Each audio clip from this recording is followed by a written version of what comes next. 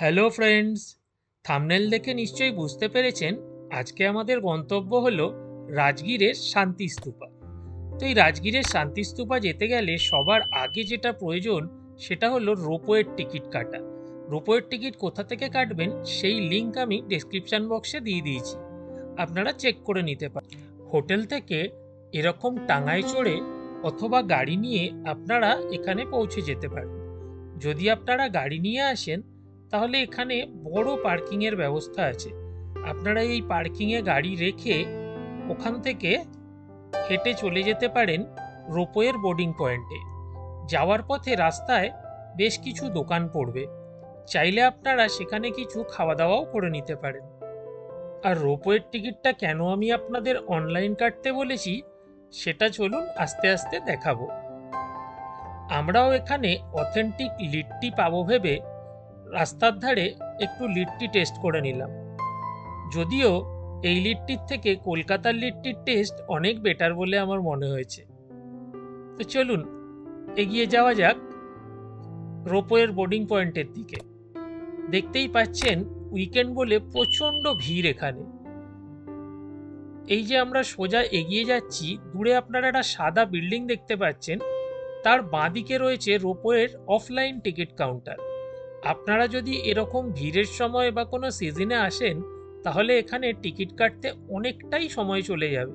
আশা করি আপনারা সেটা বুঝতে পারছেন। আমাদের যেহেতু অনলাইন টিকিট কাটা ছিল তাই এই গেটের বাইরে দেখিয়ে আমরা ভেতরে ঢুকে পড়লাম। আমাদের বাইরে কোনো লাইন দিতে হয়নি। আমরা ভেতরে বেশ মজা করেই ঢুকেছিলাম, দেখলাম বেশ ভালোই ফাঁকা। ভাবলাম খুব ইজি ব্যাপারটা হয়ে যাবে, কিন্তু বাস্তবে ব্যাপারটা তা হলো না। এই দেখুন, এটা হলো রোপওয়েতে ওঠার লাইন। আপনি অনলাইন টিকিট কাটুন বা অফলাইন, এই লাইনে এসে আপনাকে দাঁড়াতেই হবে। এত লম্বা লাইন থেকে খানিকটা ভয়ই পেয়েছিলাম, কিন্তু লাইনটা খুব তাড়াতাড়ি এগোলো আর আমরা আধ ঘন্টা থেকে 40 মিনিটের মধ্যেই উঠে পড়তে পারলাম রোপওয়েতে।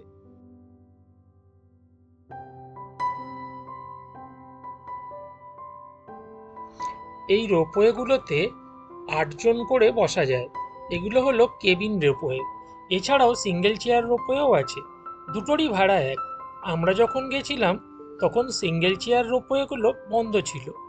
আমরা তবুও এটাতেই যেতাম, কিন্তু ওগুলোকে চলতে দেখিনি, তাই বলতে পারবো না কখন ওগুলো অপারেশনাল থাকে।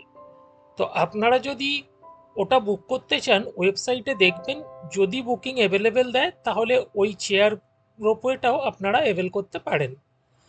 যেতে খুব একটা বেশি সময় লাগে না, তবে কেবিনের কাজগুলো খুবই ঝাপসা, মানে নোংরা পড়ে পড়ে ঝাপসা হয়ে গেছে, তাই খুব একটা ভালো ভেতর থেকে আপনারা ছবি তুলতে পারবেন না, কিন্তু চোখে সুন্দরভাবে ভালোভাবে দেখতে পারবেন, তাতে খুব একটা অসুবিধা হবে না।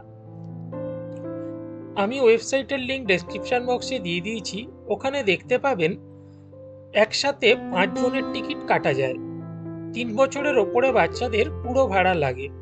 এখানে আপ ডাউনের জন্য 120 টাকা করে মাথা পিছু লাগে। আপনারা যদি হেঁটে উঠতে চান সে ব্যবস্থাও এখানে আছে। দেখুন, ওই চেয়ার রোপওয়েগুলো অপেক্ষাকৃত অনেক নিচুতে, তার থেকে এটা তুলনায় অনেকটাই উঁচু। তো আপনারা যেটা পাবেন বা যেটা আপনাদের ইচ্ছা আছে সেই মতো আপনারা উঠতে পারেন। খুব একটা বেশি সময় না নিয়েই সুন্দর প্রাকৃতিক দৃশ্য দেখতে দেখতে আমরা পৌঁছে গেলাম আমাদের গন্তব্যে। যদি আপনারা রোপওয়েতে চড়ে আসেন তাহলে আপনাদের খুব একটা বেশি হাঁটতে হবে না, একটুখানি উঠলেই আপনারা দেখতে পাবেন এই বিশ্ব শান্তি স্তূপ। তাই জন্য বয়স্ক বা বাচ্চাদের নিয়ে এলেও কোনো অসুবিধা হওয়ার কথা নয়। এটা 400 মিটার উঁচু পাহাড়ের ওপর অবস্থিত। এই বিশ্ব শান্তি স্তূপ বিশ্বের অন্যান্য শান্তি স্তূপের মতনই একটি। জাপানিদের দ্বারা 1969 সালে এটি প্রথম নির্মিত হয়। তারপর 1993 সালে এটির পুনর্নির্মাণ করা হয়। এই শান্তিস্তূপটা উচ্চতায় 120 ফুট আর এর চওড়া হলো 103 ফুট। এই শান্তিস্তূপের চারপাশে বুদ্ধদেবের 4টি মূর্তি রয়েছে, যেগুলো জীবনের বিভিন্ন ইম্পর্ট্যান্ট অধ্যায়কে চিহ্নিত করে।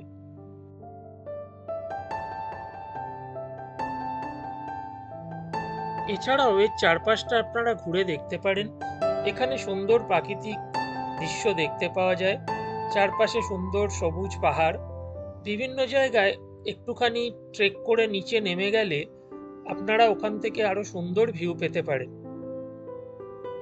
যেমন দেখুন, এই রাস্তাটা দিয়ে নিচে অনেকেই নেমে যাচ্ছে, কিন্তু আমরা আর গেলাম না। আমরা একটু অন্য দিকটা দেখে আসি। এর পাশে রয়েছে আরো একটি মঠ, চাইলে আপনারা তার ভেতরেও প্রবেশ করতে পারেন। এছাড়া দেখুন, এখন প্রচন্ড ভিড়, তো এখানে চতুর্দিকে লোক ভর্তি, সবাই মিলে পাহাড়ের সামনে দাঁড়িয়ে ছবি তুলছে। আমরাও কিছুটা টাইম স্পেন্ড করে আর বেশ কিছু ফটো তুলে নিয়ে বেরিয়ে পড়লাম অন্য গন্তব্যের উদ্দেশ্যে। আবার গিয়ে লাইনে দাঁড়িয়ে পড়লাম রোপওয়ে করে নিচে নামার জন্য।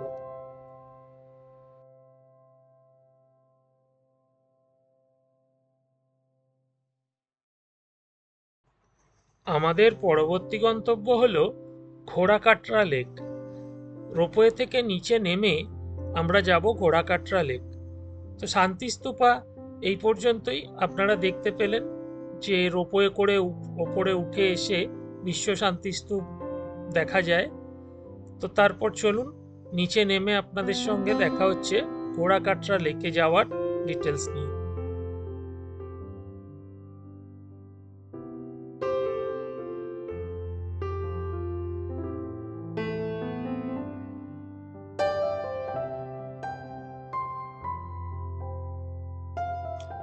রোপওয়ে থেকে নেমে যখন আপনারা বাইরে বেরিয়ে যাবেন, যাওয়ার পথেই দেখতে পাবেন অনেক টোটো দাঁড়িয়ে আছে।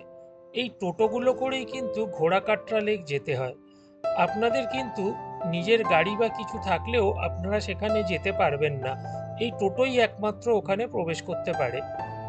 এই ঘোড়াকাটরা লেকের বিস্তারিত ভিডিওর লিংক আমি ডেসক্রিপশন বক্সে দিয়ে দিলাম, চাইলে আপনারা দেখতে পারেন। এছাড়াও আপনারা যাওয়ার পথে বা ফেরার পথে বিম্বিসারের জেলও দেখে নিতে পারেন রাস্তায়। এই বিম্বিসারের জেলটা দেখলে অবশ্য আপনাদের মনে হবে একটা ফাঁকা মাঠ আর চারপাশে শুধু পাঁচিল দিয়ে ঘেরা। আর যদি আপনারা এই বয়স্ক ভদ্রলোককে দেখতে পান, এই হ্যান্ডিক্যাপ ভদ্রলোক অ্যাকচুয়ালি গাইডের কাজ করেন, কিন্তু উনি গাইড হিসেবে কোনো চার্জ করেন না। উনি সবাইকে এই জেলের হিস্ট্রি শোনাতে থাকেন। যদি আপনারা খুশি হয়ে কিছু দেন তাহলে দিতে পারেন, তবে হিস্ট্রিটা না শুনলে এই জায়গাটা দেখে আপনারা কিছুই বুঝতে পারবেন না। আশা করি আমি আপনাদের রাজগীর রোপওয়ে সম্পর্কে কিছু ইনফরমেশন দিতে পারলাম, আর সঙ্গে শান্তিস্তূপাও দেখাতে পারলাম। যদি আপনাদের ভিডিওটা ভালো লেগে থাকে তাহলে প্লিজ একটা লাইক করে দেবেন, আর কমেন্ট করে জানাবেন আপনারা কবে যাচ্ছেন। যদি আপনারা ইউটিউব থেকে দেখেন তাহলে চ্যানেলটা সাবস্ক্রাইব করে নিন, আর যদি ফেসবুক থেকে দেখেন তাহলে পেজটা ফলো করে নিন আরও এরকম নতুন নতুন ভিডিওর আপডেট পাওয়ার জন্য।